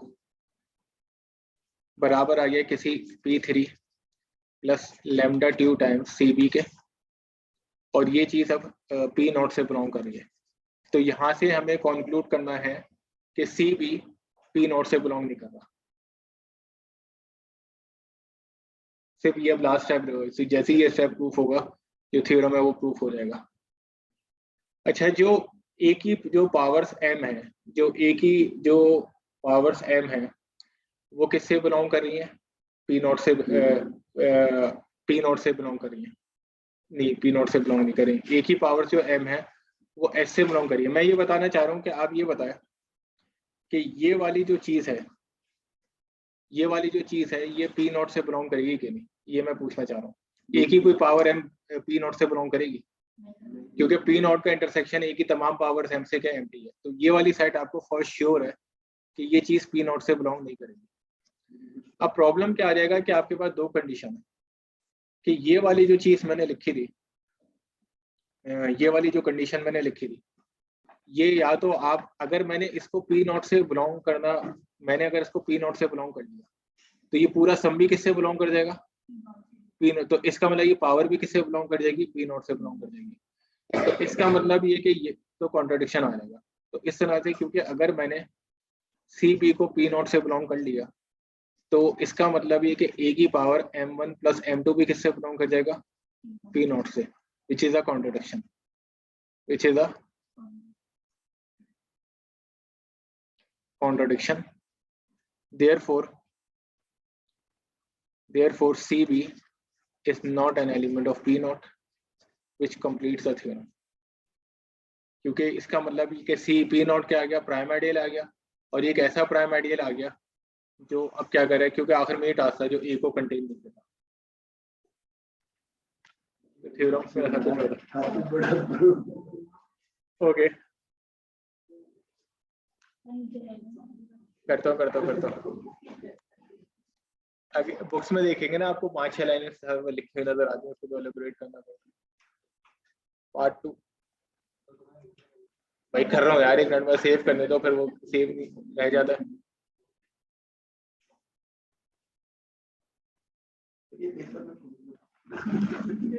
पेपर में प्रूफ नहीं, असल में अब मैंने 3 महीने से जॉन स्लैम में करवाया था, तो मैंने कहा इसके प्रूफ शेयर के तो करवाओ ना। इसके बस वो एक लेक्चर का जैसे वो पूरा असाइनमेंट दिया जाएगा, थोड़ी सी असल में चीजें आगे पीछे थी, कर लेते हैं वो हो जाएगा।